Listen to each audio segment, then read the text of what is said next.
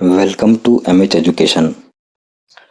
आज कक्षा 6 का अंतिम लेसन अध्याय 10 लोक संस्कृति एवं कला, जो कि काफ़ी महत्वपूर्ण है। काफ़ी बड़ा चैप्टर है, लेकिन इस चैप्टर में से बहुत अधिक प्रश्न आने की संभावना है। इंट्रोडक्शन जो है वो काफ़ी सरल है, इजी है। जिसमें आपको इंटरेस्ट नहीं आएगा, यहाँ से सवाल बनेंगे नहीं, लेकिन फिर भी हम इसकी एक लाइन भी नहीं छोड़ने वाले हैं। सो बिना किसी देरी के चलो साथियों, बढ़ते हैं अगले कदम की तरफ। चलो, इसमें क्या लिखा हुआ है।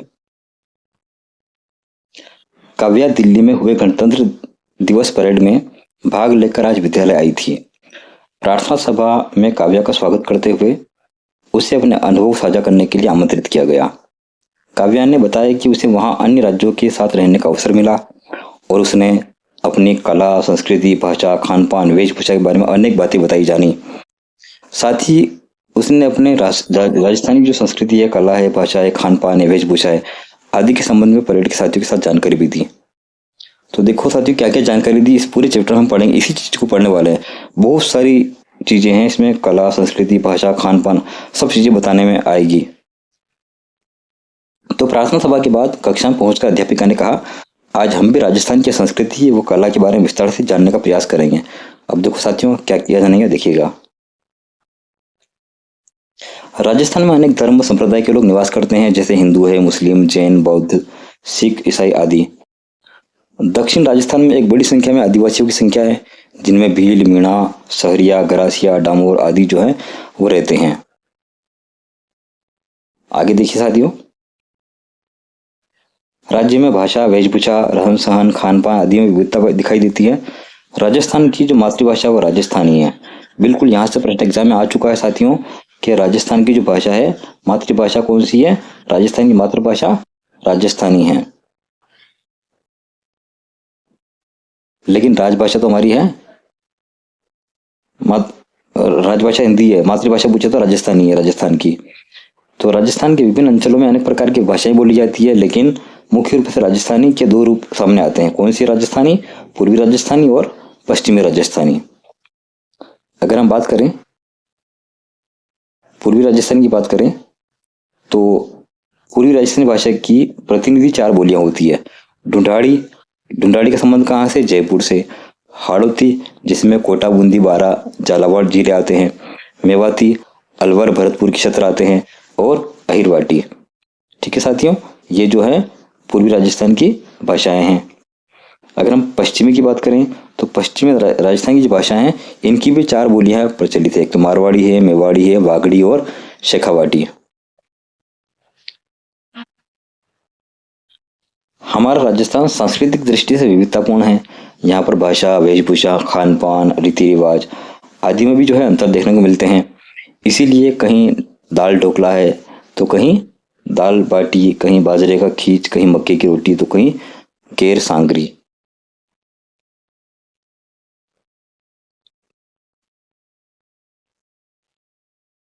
ये राजस्थान में जो खान पान की है विविधता बता रखी है।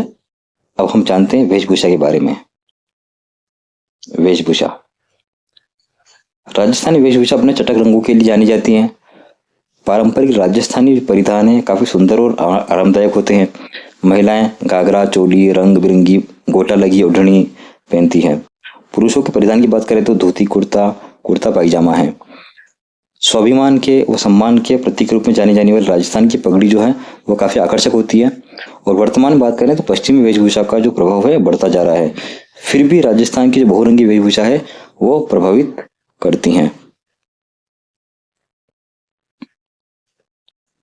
अब देखेंगे मनोरंजन के पारंपरिक साधन। मनोरंजन जीवन का अनिवार्य अंग है। राजस्थान के विभिन्न अंचलों में स्थानीय एवं सहजता से उपलब्ध पारंपरिक साधनों द्वारा मनोरंजन किया जाता रहा है। राजस्थान के ग्रामीण निवासी स्थानीय एवं सहजता से उपलब्ध साधनों द्वारा मनोरंजन करते हैं। ग्रामीण क्षेत्रों में बच्चे गिल्ली डंडा, सितोलिया, लुका छिपी यानी आंख मिचोली, घोड़ादड़ी, मारदड़ी, लट्टू चक्कर, कंचे का खेल आदि खेलते हैं। चौपड़ चौसर कपड़े पर बनी बिसात पर खेले जाते हैं। चरभर, नरछारी आदि जो है जमीन पर बना करके खेलते हैं। अन्य जन समुदाय की बात करें तो राजस्थान के लिए सपेरे, कालबेलिए, मदारी, जादूगर, पतंगबाजी और कठपुतली जो आदि है ये खेल भी जो है काफी प्रचलित हैं। आगे बढ़े। लोक नाट्य शैली में ख्याल, हेला, गौरी, तमाचा, तुरा कलंगी, रासधारी, रामलीला, दंगल, स्वांग, नौटंकी, भवई आदि हैं। इन पारंपरिक खेलों के साथ साथ आधुनिक खेल एवं मनोरंजन के साधन भी यहाँ पर जो है जीवन शैली में देखने को मिलते हैं। सांस्कृतिक विविधता के बारे में पढ़ते हैं साथियों। राजस्थान के सभी पर्व एवं त्योहार हर्ष एवं उल्लास के साथ मनाए जाते हैं, जैसे होली है, दीपावली, रक्षाबंधन, ईद, महावीर जयंती, गुरु नानक जयंती, क्रिसमस आदि। साथ ही यहाँ गणगौर, तीज, अष्टमी, अक्षय तृतीया आदि पर्व मेले जो हैं, और साथ ही में गौरी, गेर, रमत, नृत्य, लोकगीत हमारी परंपराओं को दर्शाते हैं। आगे बात करते हैं। रंगीले राजस्थान का रंग बिरंगा त्योहार गणगौर है। अब यहाँ से इंपॉर्टेंट प्रश्न बनता साथियों, गणगौर कब मनाया जाता है? तो गणगौर आता है चैत्र शुक्ला तृतीया से आरंभ होता है। कब प्रारंभ होता है? चैत्र शुक्ला तृतीया से प्रारंभ होता है। अच्छा, एग्जाम में यह प्रश्न पूछा जा चुका है साथियों, कई बार पूछा जा चुका है कि गण और जो गौर है वो किसके प्रतीक हैं। कभी गण का पूछ ले तो शिव का प्रतीक है, गौर का पूछे तो पार्वती का प्रतीक है। तो गणगौर पर मुख्य रूप से शिव और पार्वती की पूजा की जाती है। गणगौर पर किसकी पूजा की जाती है? शिव और पार्वती की। आगे बढ़ते साथियों।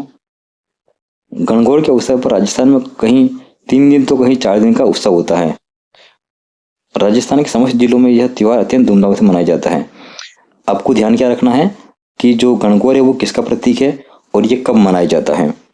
ठीक है साथियों, तो 2 प्रश्न बनते हैं यहाँ से, खास कर इंपॉर्टेंट है।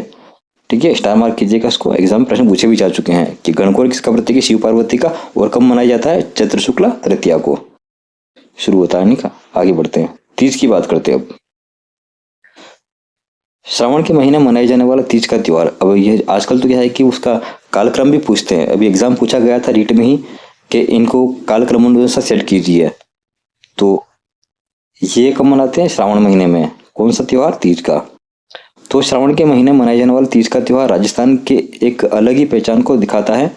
शुष्क राजस्थान में जब काली घटाएं छा जाती हैं तो ये किसी उत्सव से कम नहीं होता है।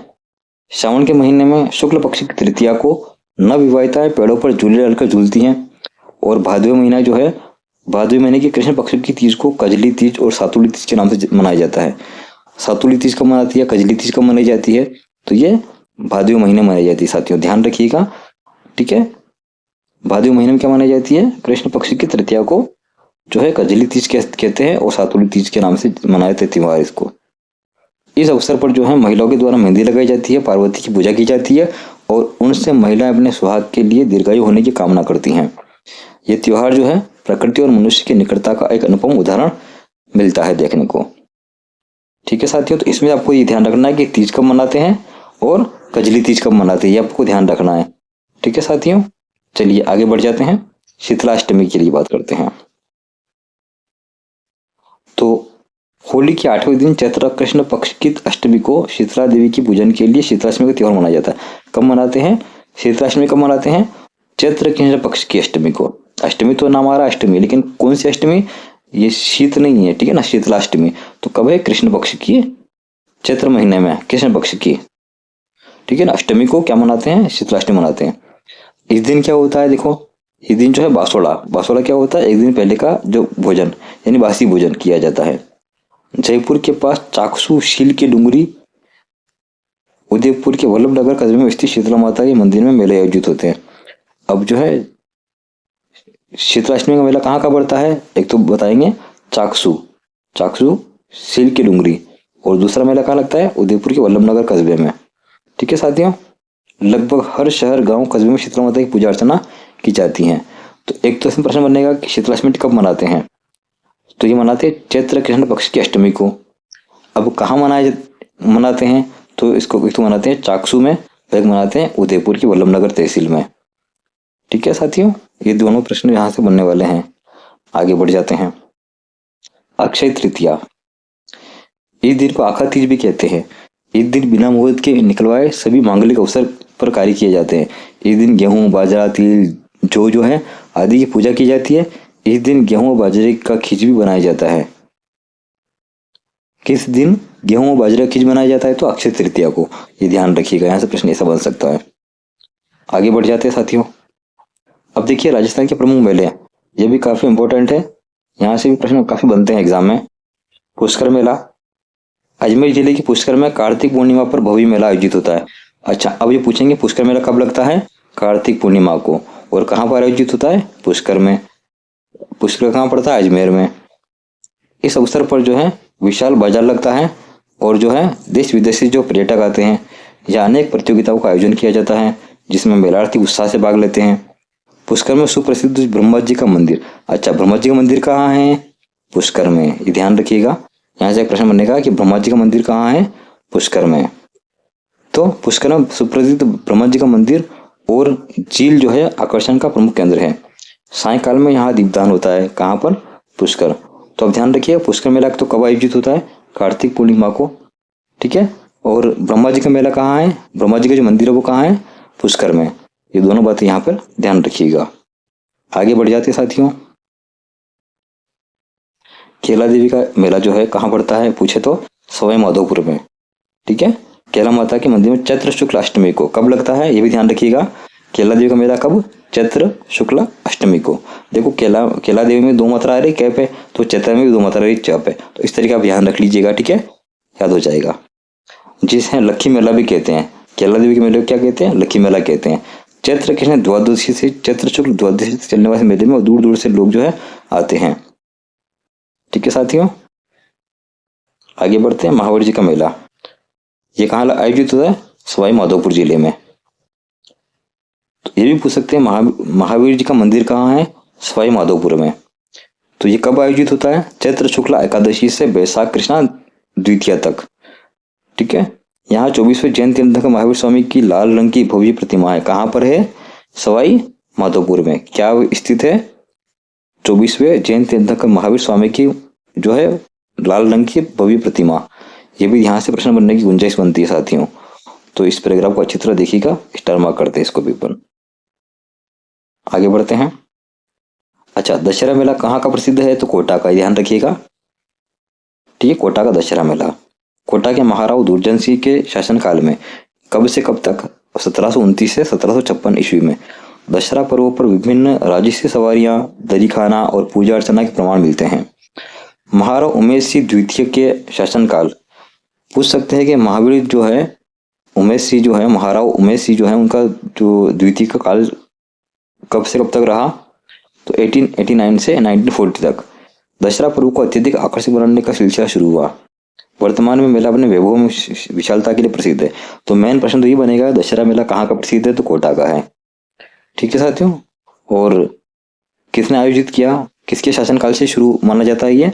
तो दुर्जन शाल सिंह के लिए। काफी इंपॉर्टेंट, इसको भी ध्यान रखिएगा। चलिए आगे बढ़ जाते हैं।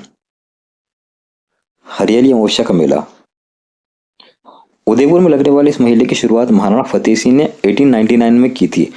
तो हरियाली अमावस्या की मेला की शुरुआत जो है कहाँ पर की गई थी? उदयपुर में। किसने की थी? फतेह सिंह ने। कब की थी? 1899 में। तो यहाँ से कई प्रश्न बन सकते हैं। हरियाली मेले अमावस्या मेले की शुरुआत कहाँ हुई? तो उदयपुर बताओगे। किसने शुरुआत करी? तो महाराणा फतेह सिंह ने बताओगे। और कब से शुरू की गई है? तो 1899 से। ठीक है साथियों, यहाँ पर इतने 3 प्रश्न बन सकते हैं। तो यहाँ जो है प्रतिवर्ष हरियाली अमावस्या को भव्य मेला आयोजित किया जाता है। हिंदू सभ्यता में लोग इसे सावन की शुरुआत के तौर पर मनाते हैं। साथ ही में श्रावण के माह के कृष्ण पक्ष में लगने वाला यह मेला जो है सावन और उसके मिलने वाली खुशी का संचार करता है। ख्वाजा मोइनुद्दीन चिश्ती का उर्स, हर कोई जानता होगा, फेमस है ये। कहाँ का है? अजमेर शरीफ, दरगाह अजमेर शरीफ में ख्वाजा मोइनुद्दीन चिश्ती का उर्स। ख्वाजा मोइनुद्दीन चिश्ती ईरान से भारत आए। इनको गरीब नवाज के नाम से भी जाना जाता है। अजमेर में उनकी दरगाह पूरे देश के लोग आस्था केंद्र है। इस्लामी कैलेंडर के रजब माह की 1 से 6 तारीख तक अजमेर में ख्वाजा साहब का उर्स मनाया जाता है। यह मेला सर्वधर्म संभव की अनूठी मिसाल माना जाता है। बेणेश्वर मेला कहाँ का प्रसिद्ध है? तो डूंगरपुर का। ध्यान रखिएगा, बेणेश्वर मेला डूंगरपुर। यह राजस्थान के आदिवासी समाज का सबसे बड़ा मेला है। तो राजस्थान में आदि समाज का सबसे बड़ा मेला कौन सा है? राजस्थान में आदिवासी समाज का सबसे बड़ा मेला है बेणेश्वर। कहाँ का प्रसिद्ध है? डूंगरपुर का। अब कब के लिए बात करें? माघ पूर्णिमा के अवसर पर डूंगरपुर जिले में माही, जाखम और सोम नदियों के संगम पर। ठीक है, कौन सी नदियां? माही, जाखम और सोम नदियों के संगम पर यह मेला लगता है। इसमें लोग अपने दिवंगतों की जो अस्थियां हैं उनको विसर्जित करते हैं यहाँ पर। तो बेणेश्वर मेला तो ध्यान रखिए कहाँ का है? डूंगरपुर का है। और किन 3 नदियों का संगम है यहाँ पर? माही, जाखम और सोम नदियों का।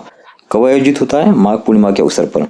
ठीक है साथियों, तो इसमें से ये प्रश्न बनने की गुंजाइश है। आगे देखते हैं। कर्णी माता का मेला कहाँ का प्रसिद्ध है? बीकानेर का है। बीकानेर में क्या है? देशनोक। कर्णी माता मंदिर में यह मेला आयोजित होता है। कर्णी माता बीकानेर शासकों की अधिष्ठात्री देवी है। तो बीकानेर शासकों की अधिष्ठात्री देवी कौन है? कर्णी माता। इस मंदिर की विशेषता क्या है?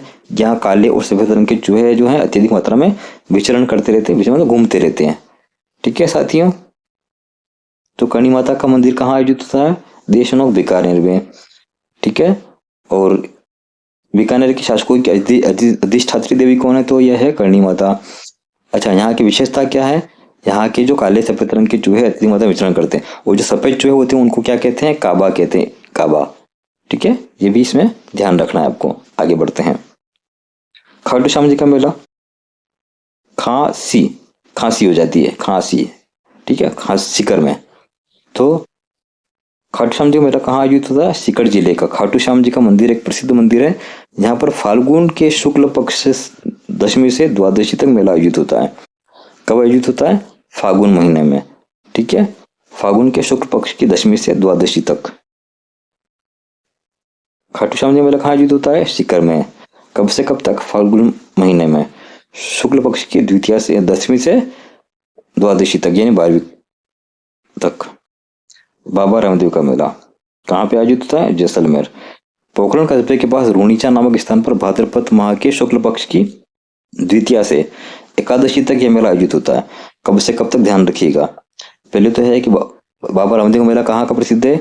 तो ये हो जाएगा पोखरण जैसलमेर का। उसको रूणीचा के नाम से भी जानते हैं अपन, रूणीचा नामक स्थान पर। तो कब से आयोजित होता है? भाद्रपद महीने में, और शुक्ल पक्ष की द्वितीया से, बाबेरी बीज कहते हैं ना इसको अपन, से एकादशी तक ये मेला आयोजित होता है। बाबा रामदेव राजस्थान के जाने माने लोक देवता हैं, जिनमें सभी वर्गों के धर्मों के लोग जो हैं वो आस्था रखते हैं। आगे बढ़ते हैं। गलियाकोट बोहरा समुदाय का जो है यहाँ पर प्रसिद्ध मेला लगता है। फखरुद्दीन की मजार है यहाँ पे।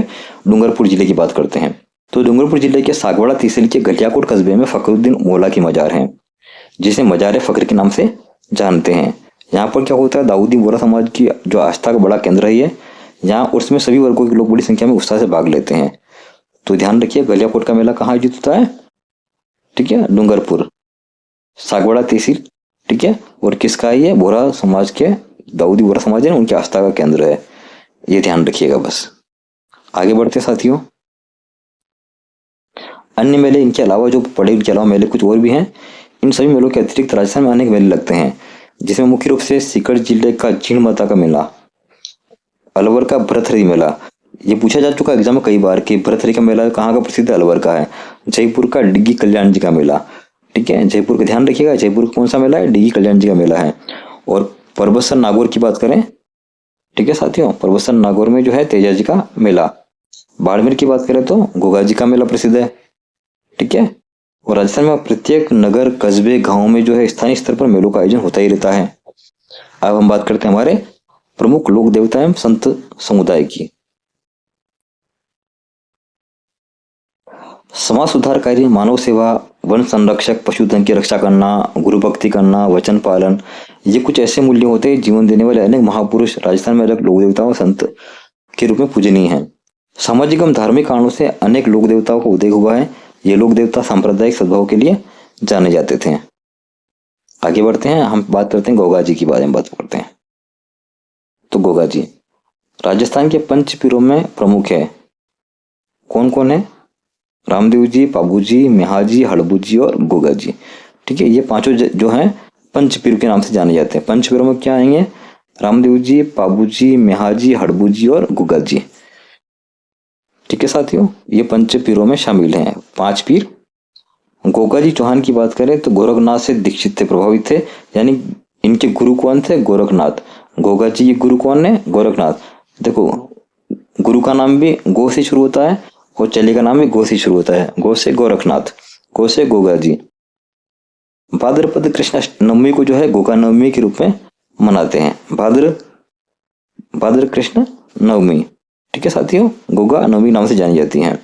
इस दिन क्या होता है? गोगा जी की पूजा अर्चना की जाती है। और गोगा मेला कहाँ है? हनुमानगढ़ में महीने भर तक चलने वाला मेला लगता है। गोगा मेडी कहाँ है? हनुमानगढ़ में। गोगा मेडी कहाँ है? ध्यान रखिएगा, हनुमानगढ़ में। अब बात करते हैं हम तेजा जी की। तेजा जी ने गोधन की रक्षा के लिए अपने प्राणों की बाजी लगा दी थी। भाद्रपद शुक्ल जो है दशमी को पर्वतसर में तेजा जी की स्मृति में जो है मेला आयोजित होता है। पर्वतसर क्या है? नागौर में ना। तेजा जी कथा गौर गीत प्रसिद्ध है। तो तेजा जी की बात करें तो एक तो क्या है कि गौ रक्षा के लिए जाने जाते हैं ये। दूसरी बात क्या है कि इनका मेला कब लगता है? तो भाद्रपद जो शुक्ल है दशमी, तेजा दशमी के नाम से जानते हैं ना इसको। और कहाँ आयोजित होता है? पर्वतसर नागौर में। ठीक है साथियों, इनमें ये चीजें ध्यान रखिएगा। चलिए आगे बढ़ जाते हैं। पाबू जी की बात करें तो देखिएगा, पाबू जी राठौड़ ऊँटों के देवता के रूप में पूजा जाता है। तो ऐसे कौन से लोक देवता जिनको ऊँटों के देवता के रूप में जाना जाता है? तो पाबू जी। एग्जाम में प्रश्न पूछा जा चुका है साथियों। पाबू मंड उनका मुख्य स्थान है। फट चित्रण में पाबू जी का जीवन चित्र दिखाया जाता है। फट चित्रण में किसका चित्रण किया जाता है? तो पाबू जी का। तो यहाँ से आपको ध्यान रखना, पाबू जी का जो मेला है कहाँ आयोजित होता है? ठीक है, ये कोल्लू में पैदा हुए थे, ठीक है ना। तो पाबू मंडू उनका मुख्य स्थान है और ऊँटों के लोक देवता के रूप में इसको जानते हैं। ठीक है, आगे बढ़ते अपन रामदेव जी बात करते हैं। रामदेव जी लोक देवताओं में सबसे प्रमुख एवं अवतारी पुरुष थे। वे सांप्रदायिक सौहार्द के प्रतीक हैं। मुस्लिम समाज भी उनको रामसा पीर के नाम से जानते हैं। और रामदेवरा में भाद्रपद माह में विशाल मेला आयोजित होता है। कौन से महीने में? भाद्रपद माह में। इनके अलावा अगर हम बात करें तो मल्लीनाथ जी का मेला तिलवाड़ा बारमेड़ में लगता है। देवनारायण जी ईंटों के लिए जाने जाते हैं, एक ईंट की पूजा होती है। हरबूज जी सांकला, ये जो है मोसेरे भाई रामदेव जी के हरबूज जी सांकला है ना। और अनेक लोक देवता और भी हैं।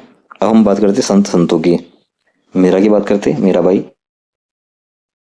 मीराबाई का जन्म कहाँ हुआ था? मेड़ता वंश में कुड़की ग्राम मेड़ता में हुआ। कहाँ हुआ था? कुड़की ग्राम में। मीराबाई का जन्म कहाँ हुआ था? कुड़की ग्राम मेड़ता में हुआ था। भक्तिमती मीराबाई का जो विवाह है मेवाड़ के सिसोदिया वंश के महाराणा कुमार भोजराज के साथ हुआ। एग्जाम में कई बार प्रश्न पूछा जा चुका है कि मीरा के पति का नाम क्या था? मीराबाई के पति का नाम क्या था? तो भोजराज था। ठीक है साथियों, बचपन से वह कृष्ण भक्ति में मीरा का मन रम गया था। मीराबाई के विवाह के कुछ समय पश्चात उन्हें वैधव्य का दुख झेलना पड़ा, यानी विधवा हो गई थी। यानी उनके जो हस्बैंड है जिनका नाम क्या है? भोजराज, उनकी मृत्यु हो गई थी। वे संसार से विरक्त हो गई।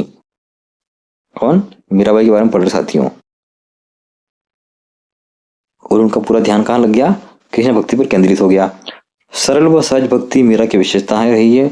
उनके पदों में भी झलकती है ये बातें। हम पढ़ते हैं दादू जी के बारे में। दादू दयाल के जन्म स्थान को लेकर विद्वानों में एक राय नहीं है। 1585 ईस्वी में फतेहपुरा सिकरी में इन्होंने अकबर से भेंट की थी। तो ऐसे कौन से संत हैं जिन्होंने 1585 में जो है फतेहपुरा सिकरी में जो अकबर से भेंट की थी? तो वो है दादू दयाल। ठीक है, अच्छा, दादू दयाल जी जो है भेंट की थी उन्होंने 1603 ईस्वी में आमेर के पास नारायणगांव में इन्होंने देह त्याग दी थी। ठीक है, आगे बढ़ते हैं। इनके बारे में आपको और आगे विस्तार से जानने को मिलेगा जो हम क्लास को आगे बढ़ाते जाएंगे ना। अभी ये अंतिम चैप्टर है हमारा 6ठी क्लास का। इसके बाद हम 7th क्लास लेके आएंगे, फिर उसके बाद में 8th क्लास लेके आएंगे, फिर 9th और 10th क्लास, सभी क्लासेज जो हम लेके आएंगे सीक्वेंस में। तो साथियों, अगर आपको हमारा प्रयास अच्छा लगता हो तो चैनल को सब्सक्राइब करें, वीडियो को लाइक करें, दोस्तों के साथ में शेयर करें। चलिए आगे बढ़ते हैं बिना किसी देरी के। जाम्बोजी। जाम्बोजी महाराज विष्णु संप्रदाय के प्रवर्तक थे। तो विष्णुई समाज के जो प्रवर्तक है कौन है? वो जाम्बोजी। इनका जन्म विक्रम संवत 1508 ईस्वी भाद्रपद कृष्णा अष्टमी को हुआ। कहाँ हुआ? पिपासा नागौर नामक गांव में हुआ। जाम्बोजी के उपदेशों पर चलते हुए विष्णुई समाज निरंतर पर्यावरण की रक्षा व जीव हत्या विरोध में प्रयासरत हैं, जो अनुकरणीय है। ये ध्यान रखिएगा कि जीव हत्या के विरोध में कौन है? तो जाम्बू जी के प्रवर्तक हैं। और इनके जो जाम्बू जी का जो है महाराज ने कौन सा मतलब यह है कि संप्रदाय बनाया है, तो विष्णु संप्रदाय से बिलोंग करते हैं ये। आगे बढ़ते हैं, जसनाती संप्रदाय। संत जसनाथ जी का जन्म कतरियासर बीकानेर में हुआ। कहाँ हुआ था? पूछा जा चुका एग्जाम कई बार ये कि जसनाथ जी का जन्म कहाँ हुआ? कतरियासर बीकानेर में। इन्होंने गोरखनाथ से प्रभावित होकर तपस्या व चमत्कारी योगी बन गए थे ये। तो इनके गुरु का नाम भी क्या है? गोरखनाथ है। और एक और भी थोड़ी देर पहले मैंने पढ़ा था जिनके गुरु का नाम भी गोरखनाथ है। मैंने कहा कि चेला भी गो से शुरू होता है और गुरु भी गो से शुरू होता है, तो गो यानी गोगा जी। बढ़ते साथ क्या हो गया? श्रद्धानाथ जी। राजस्थान के शेखावट क्षेत्र में संत श्रद्धानाथ जी स्वयं शिक्षित न होते हुए भी जन जन में शिक्षा की अलग जगह है उन्होंने। इन्होंने अपरिग्रह आप जानते हो, चोरी नहीं करना है ना, समता व चरित्र निर्माण की शिक्षा प्रदान की। सीकर जिले के लक्ष्मणगढ़ में त्याग व तपस्या के प्रतीक एवं आश्रम का निर्माण करवाया, जो सभी वर्गों के लिए पवित्र स्थल है। इनकी मान्यता थी कि स्वच्छता में ईश्वर का निवास होता है। बिल्कुल साथियों, एग्जाम प्रश्न पूछ सकते हैं, ये वाला ध्यान रखिएगा कि ऐसे कौन से संत हैं जिनकी मान्यता ये रही है कि स्वच्छता में ईश्वर का निवास होता है। स्वच्छता में ईश्वर का निवास है, किसने कहा? श्रद्धानाथ ने कहा कि स्वच्छता में ईश्वर का निवास होता है। अतः ठीक है ना साथियों, तो ये ध्यान रखिएगा। अतः आश्रम का जो है आदर्श वाक्य बन गया है ये। आगे बढ़ते हैं, अपन हस्तकला के बारे में जानते हैं। अभी हस्तकला पहले पढ़ते हैं। काष्ठकला, नाम पता चला, काष्ठ यानी लकड़ी होता है, लकड़ी पर बनाई गई कला। काष्ठकला राजस्थान की एक प्रसिद्ध हस्तकला है। इस कला में लकड़ी की विविध प्रकार की जो कलात्मक वस्तु बनाई जाती है। इस कला का प्रधान केंद्र कौन सा है? बस्सी चित्तौड़गढ़। ध्यान रखिए, काष्ठकला का प्रमुख केंद्र कौन सा है? बस्सी चित्तौड़गढ़। लकड़ी के बेवाण हैं, बनाए जाने हैं, कावड़ है, रंगाई छपाई के ठप्पे यहाँ तैयार किए जाते। कहाँ पर? बस्सी चित्तौड़गढ़ में। लकड़ी से निर्मित खिलौने एवं कठपुतली के निर्माण के लिए उदयपुर प्रसिद्ध है। यह भी पूछा जा चुका है एग्जाम में कि भाई लकड़ी के खिलौने कहाँ के प्रसिद्ध हैं? ठीक है, तो यह है उदयपुर के। कठपुतली कहाँ की प्रसिद्ध है? उदयपुर की। जेठान की बात करें डूंगरपुर की, तो लकड़ी की मूर्तियों के लिए प्रसिद्ध है। लकड़ी की अगर खिलौने बात करें तो उदयपुर आएगा, और लकड़ी की अगर मूर्तियों की बात करें तो क्या आएगा? जेठाना डूंगरपुर आएगा साथियों। शेखावटी व सीकर फर्नीचर के लिए जाना जाता है। ठीक है साथियों, एक एक लाइन इंपॉर्टेंट इनकी। तो आगे बढ़ जाते हैं। मूर्ति कला। राजस्थान अपने संगमरमर के लिए प्रसिद्ध रहा है। विभिन्न स्थानों पर अलग अलग प्रकार के पत्थर पाए जाते हैं। इसी कारण यहाँ पर मूर्तियां, पत्थर और बारीक नक्काशी काम जो है वो किया जाता है। टेराकोटा, ये भी एग्जाम प्रश्न पूछा जा चुका साथियों। टेराकोटा कहाँ का प्रसिद्ध है? ठीक है, तो देखते हैं आगे। मिट्टी से मूर्तियां तथा विभिन्न सजावटी उपयोगी वस्तु तैयार करना, उनको पकाना टेराकोटा के नाम से जाना जाता है। नाथद्वारा के समय जो मोलेला राजसमंद है ना, इस काम में तो प्रसिद्ध है। अलवर और बाड़मेर में भी टेराकोटा की वस्तुएं जो है बनाई जाती हैं। तो मैंने अगर तरीके देखा जाए तो मोलेला है ना, वो प्रसिद्ध है टेराकोटा के लिए। टेराकोटा मोलेला एग्जाम प्रश्न पूछा जा चुका है साथियों, तो टेराकोटा ध्यान रखिएगा। मोलेला। ब्लू पोट्री कहाँ की प्रसिद्ध है? जयपुर की। एग्जाम प्रश्न पूछा जा चुका साथियों ये वाला भी, कि ब्लू पोट्री कहाँ की प्रसिद्ध है? जयपुर की। तो पढ़ते हैं इसके बारे में। चीनी मिट्टी के सफेद बर्तनों पर किए गए नीले रंग के अंकन को ब्लू पोट्री के नाम से जानते हैं। इसके अलावा ब्लू पोट्री, सोनारी पोट्री आदि प्रसिद्ध हैं। इसके द्वारा डिजाइनर जो है कप प्लेट, अन्य बर्तन और खिलौने व सजावटी सामान जैसे फूलदान आदि बनाते हैं। तो ब्लू पोट्री को खाली ये ध्यान रखिए कहाँ की प्रसिद्ध है? यह है जयपुर की। ठीक है साथियों, ध्यान रखिएगा, जयपुर की ब्लू पोट्री जो है प्रसिद्ध है। आगे बढ़ जाते हैं अपन। लाख का काम। लाख के काम में जो चपड़ी है उसको पिघला करके उसमें चौक, मिट्टी, बिरोजा आदि बनाकर गूंथ लिया जाता है। उसी से विभिन्न चीजें तैयार की जाती हैं। सजावट के लिए कांच एवं मोती लगाए जाते हैं। जयपुर, जोधपुर इनके आभूषणों के लिए प्रसिद्ध हैं। अब बात करते हैं अपन आभूषणों के लिए। आभूषण जड़ाऊ गहनों के लिए जयपुर, जोधपुर, बीकानेर, उदयपुर विख्यात हैं। मूल्यवान पत्थरों को तराशने का काम जयपुर में होता है। कांच पर बारीक सोने के नक्काशी काम थेवा कला कहलाती है। वो थेवा कला जो कहाँ की प्रसिद्ध है? प्रतापगढ़ की। एग्जाम प्रश्न पूछा जा चुका साथियों कि थेवा कला कहाँ की प्रसिद्ध है, तो ये प्रतापगढ़ की है। सोनी परिवार इसमें संलग्न है। ठीक है साथियों, प्रतापगढ़ की जनजातियों में पीतल और चांदी के आभूषण के लिए विख्यात है। आगे बढ़ जाते हैं। कपड़ों पर छपाई के लिए।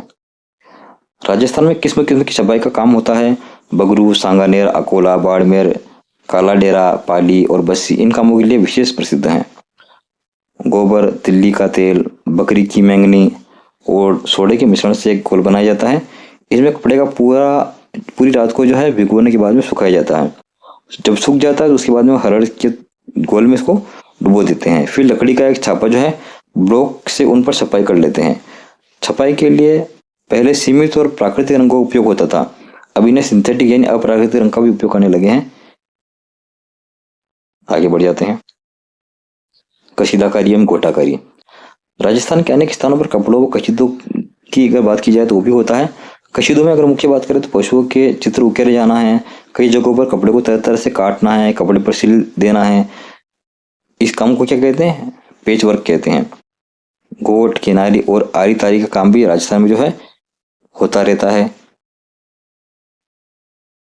ठीक है साथियों, इस प्रकार हमने देश की राष्ट्रीय जो है संस्कृति का अंग होते हुए राजस्थान की संस्कृति की कुछ विशेषताएं पढ़ी हैं। यहाँ के पारंपरिक पर्व त्योहार हमने देखे, मेले देखे, रीति रिवाज देखे, आदि आकर्षण एवं मनमोहक है। इसलिए राजस्थान को है रंगीला राजस्थान नाम से जाना जाता है। ठीक है साथियों, अब हम इसकी शब्दावली पढ़ते हैं, फिर आप इन प्रश्नों उत्तर दीजिएगा इसके बाद में।